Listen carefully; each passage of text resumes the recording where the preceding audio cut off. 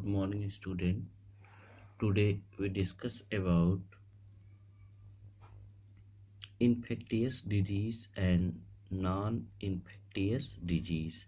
Infectious diजीज किसे कहते हैं, यानी हम ऐसे डिजीज के बारे में बात करेंगे जिस डिजीज का इन्फेक्शन वन पर्सन से, वन इन्फेक्टेड पर्सन से दूसरे नॉर्मल पर्सन में इंटर करके उसको इन्फेक्ट कर देता है।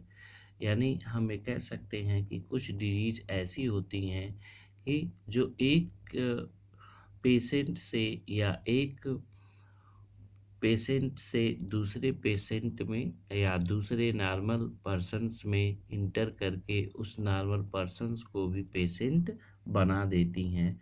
तो कुछ ऐसी डिजीज होती हैं जो एक पर्सन से दूसरे पर्सन्स में ट्रांसमिट कर जाती हैं, उनको हम इन्फेक्टियस डिजीज़ कहते हैं। और कुछ डिजीज़ ऐसी होती हैं जो नॉन इन्फेक्टियस डिजीज़ होती हैं, यानी वह केवल उसी पर्सन्स में पाई जाएंगी और दूसरे पर्सन्स में वे डिजीज़ नहीं होती हैं। तो हम यहाँ कह सकते हैं कि diseases are also infectious and non infectious disease. तो यहाँ पे हम कह सकते हैं कि इन्फेक्टियस डिजीज किसे कहते हैं,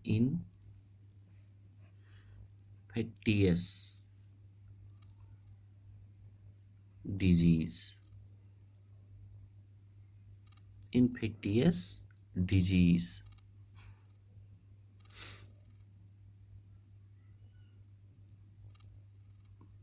इन्फेक्टियस डिजीजेस यानी कुछ डिजीजेस ऐसी होती हैं कि ये बायोलॉजिकली एक पर्सन से दूसरे पर्सन्स में ट्रांसमिट होती रहती हैं, और जो उनको ट्रांसमिट करने वाला होता है उसको हम इन्फेक्टियस वेक्टर के नाम से जानते हैं। तो हमें कह सकते हैं कि these disease are caused by some biological agent.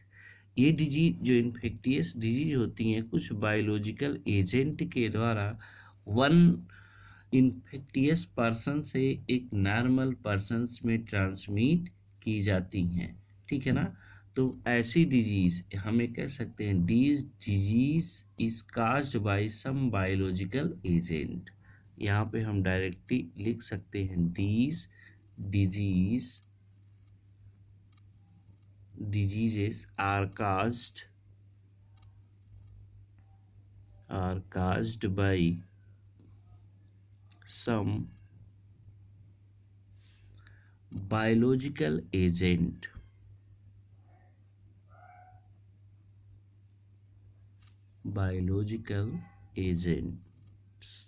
कुछ बायोलॉजिकल एजेंट के द्वारा ये एक पर्सन से दूसरे पर्सन्स में जानती हैं, और उस बायोलॉजिकल एजेंट को हम पैथोजन के नाम से जानते हैं। क्या कहते हैं, पैथोजन, ठीक है, पैथोजन के नाम से जानते हैं। और ये पैथोजन कई टाइप्स के हो सकते हैं, ये पैथोजन कई टाइप्स के हो सकते हैं। तो जो पैथोजन होगा, जैसे अगर हम बात कर ले तो वायरस हो सकता है, वो पैथोजन क्या हो सकता है, वायरस हो सकता है, बैक्टीरिया हो सकता है, बैक्टीरिया भी हो सकता है, और तीसरा जो है वो प्रोटोजोआ हो सकता है, प्रोटोजोआ के एनिमल्स या हो सकते हैं प्रोटोजोवन, ठीक है, प्रोटोजोवन भी हो सकते हैं, और हेलिमेंथ भी हो सकते हैं। प्लेटी हेलिमेंथीज के अंतर्गत पाए जाने वाले एनिमल्स हेलिमेंथ, ठीक है, हेलिमेंथ्स एनिमल भी हो सकते हैं। निमेटोड एनिमल्स भी हो सकते हैं, निमेटोड,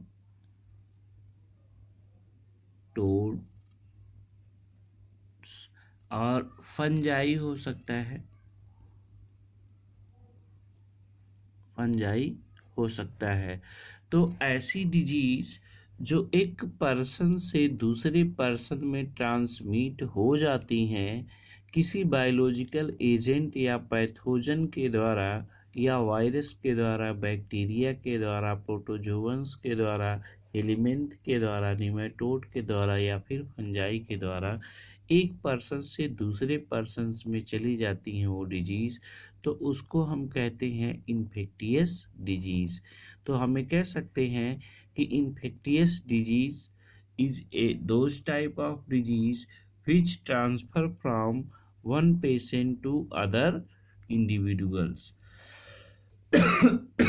एक नॉर्मल से एक नॉर्मल मैन में किसी इन्फेक्टेड पर्सन से, जैसे इस समय प्रेजेंट टाइम में कोरोना का जो प्रकोप चल रहा है, इसमें आप देख सकते हैं कि कोरोना का जो प्रकोप है वो क्या होता है, एयरबॉर्न डिजीज है। एक पर्सन से एयर के थ्रू दूसरे पर्सन में क्या हो जा रही है, ट्रांसमिट हो जा रही है। तो ये क्या हुआ, इन्फेक्टियस डिजीज है। ठीक है, इसको हम इन्फेक्टियस डिजीज के नाम से जानते हैं। अब कुछ बायोलॉजिकल एजेंट के द्वारा ये गए, और इनको हम जैसे पैथोजन के रूप में ये वायरस हो गए, बैक्टीरिया हो गए, प्रोटोजोन्स हो गए, एलिमेंट हो गए, निमेटोड्स और फंजाई, ये सारे बायोलॉजिकल एजेंट होते हैं जो उस डिजीज को स्प्रेड करने में कार्य करते हैं। और कुछ डिजीज ऐसी होती हैं जो इन्फेक्टियस होती हैं, जो फिजिकल कांटेक्ट से के थ्रू जाती हैं। ठीक है ना, infectious disease also go through physical agent. जैसे हम कह लें फिजिकल एजेंट के थ्रू ये क्या करती हैं, पास करती हैं एजेंट्स।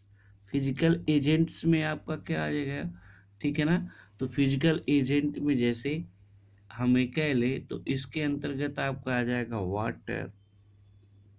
वाटर के थ्रू हो जाए। जैसे अगर हम कह ले कि कोरोना वायरस की जो डिजीज़ है ये क्या होती है, वाटर ड्रॉपलेट्स के द्वारा क्या होती है। जब कोई भी इससे इन्फेक्टेड पर्सन किसी के सामने छींक देता है या खांस देता है तो उसकी वाटर ड्रॉपलेट से निकलकर दूसरे हेल्दी पर्सन्स में इंटर कर जाते हैं उसके रेस्पिरेटरी ट्रैक में, और ये क्या करते हैं, इन्फेक्ट कर देते हैं।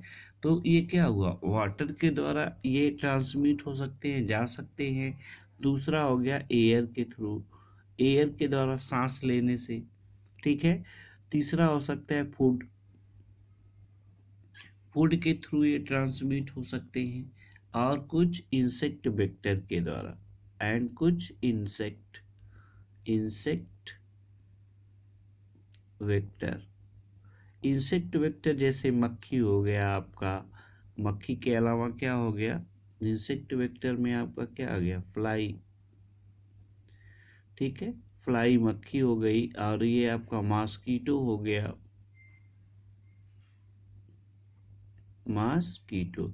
तो इस प्रकार की जो डिजीज होती हैं उसको हम क्या कहते हैं, इन्फेक्टियस डिजीज कहते हैं। ठीक है ना। और नॉन इन्फेक्टियस डिजीज किसे कहते हैं, कि ऐसी डिजीज जो एक पर्सन्स में ही पाई जाए, ठीक है ना, और वो दूसरे पर्सन्स में ट्रांसमिट न हो। जैसे इसके अंतर्गत आपका जैसे आ जाएगा इन्फेक्टियस डिजीज में, वो आपका आ जाएगा, क्या आ जाएगा, इसके अंतर्गत आपका आ जाएगा जैसे रिंग, दाद। ठीक है, इसके अलावा आपका एड्स,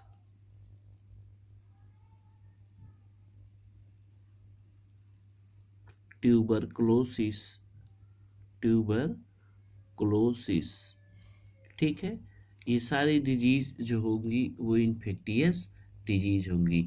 नॉन इन्फेक्टियस डिजीज किसे कहते हैं, दूसरी चीज है, दूसरी पॉइंट हम यहाँ पर पढ़ेंगे कि नॉन इन्फेक्टियस डिजीज किसे कहते हैं।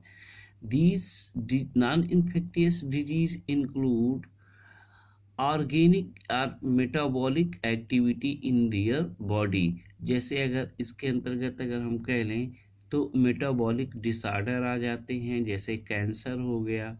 ये क्या है, एक नॉन इन्फेक्टियस डिजीज होती है। यानी कैंसर अगर किसी पर्सन्स को हुआ है तो वो दूसरे पर्सन्स में नहीं होगा, है ना, तो वो उसी में ही रह जाएगा। अब जैसे इसके अलावा जैसे हम कह लें कि कैंसर हो गया आपका, पोलियो हो गया,